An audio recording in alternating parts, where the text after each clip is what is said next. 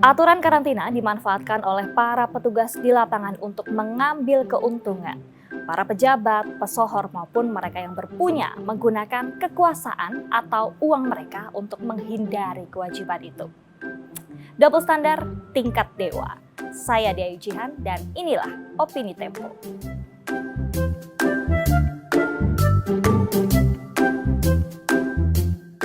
Virus COVID-19 jelas tidak memiliki kasta. Jasa training ini pun tidak memandang kelas. Mereka bisa menyerang kepada siapapun tanpa mengenal status sosial maupun jabatan.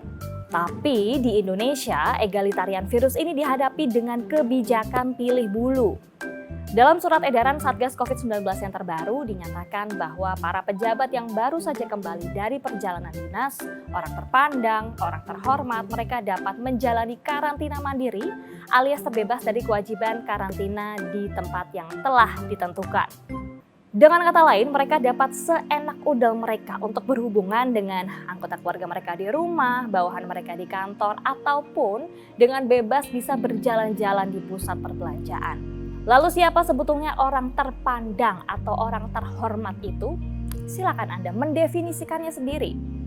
Dalam pengertian yang longgar, orang yang terhormat adalah mereka yang gila hormat. Sementara orang yang terpandang adalah mereka yang biasa memacak diri di depan cermin. Kita semua mahfum, corona telah membunuh banyak penduduk bumi. Di Indonesia saja 4,3 juta terinfeksi dan 144.000 orang diantaranya wafat. Virus ini juga lihai menyesuaikan diri. Sejak ditemukan akhir 2019, mereka telah berkembang menjadi setidaknya 10 varian. Wujud terbaru mereka diberi nama Omikron. Pada Kamis 16 Desember lalu, Menteri Kesehatan Budi Gunadi Sadikin baru saja menyatakan bahwa varian jenis ini sudah masuk ke Indonesia. Corona punya kelemahan, mereka tak bisa bertahan di benda mati. Sejauh ini, kemampuan berpindah inang melalui udara juga terbatas. Juga belum ditemukan fakta sang virus melompat dari hewan ke manusia atau sebaliknya. Penularan hanya bisa antar manusia. Walhasil, untuk membendung perkembangan mereka, jalan terbaik adalah semaksimal mungkin membatasi pertemuan orang secara fisik. Guna meminimalkan kemungkinan perpindahan virus corona dari negara lain, setiap orang yang baru saja melancong lintas negara mereka diwajibkan untuk melakukan karantina.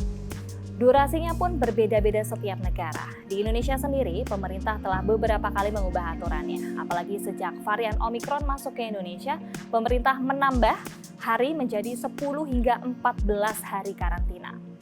Di lapangan, aturan ini juga bisa dimanfaatkan untuk mengambil keuntungan. Para petugas pun bermain mata untuk membuka pintu karantina. Rahel V-nya misalnya, selebritas media sosial yang bisa kabur dari kewajiban dengan menyogok 40 juta rupiah. Seorang petugas protokol DPR di Bandar Udara Soekarno-Hatta bernama Ovelina Pratiwi membantu. Ia menerima duit sogokan yang disebutnya atas permintaan petugas Satgas COVID-19. Ketika pelanggaran hukum ini terbongkar dan disidangkan, hakim menghukum Rahel V-nya 4 bulan penjara dengan masa percobaan 8 bulan. Namun hakim menyatakan sang selebritas tidak perlu masuk bui karena berlaku sopan. Virus rupanya dianggap tidak mampu menular kepada mereka kalangan elit maupun orang-orang sopan. Rahel dan Ovelina toh hanya para pelanggar karantina yang ketahuan. Sejak aturan pembatasan dikeluarkan, diduga kuat banyak kasus serupa yang terjadi. Saat ini kepolisian pun sedang mengusut sebagian di antaranya.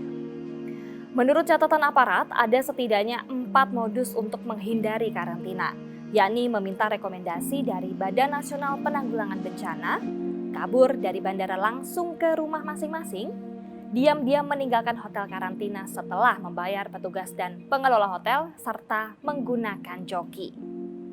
Bolong-bolong aturan dan pelaksanaan karantina ini tentu saja bisa memberikan kesempatan kepada virus untuk bertahan lebih lama. Petugas korup, para pejabat yang selalu merasa ingin diistimewakan, dan juga mereka kaum elit yang selalu merasa mampu melicinkan segala cara menggunakan fulus dapat menjadi kolaborator mereka. Lalu bagaimana cara melindungi warga negara Indonesia yang lainnya? Virus-virus itu tentu tidak mampu menjawab. Adapun kaum terpandang dan juga kaum terhormat hanya akan melengos seraya berkata, "Ya ndak tahu, semua kok tanya saya." Simak opini selengkapnya hanya di majalah.tempo.co.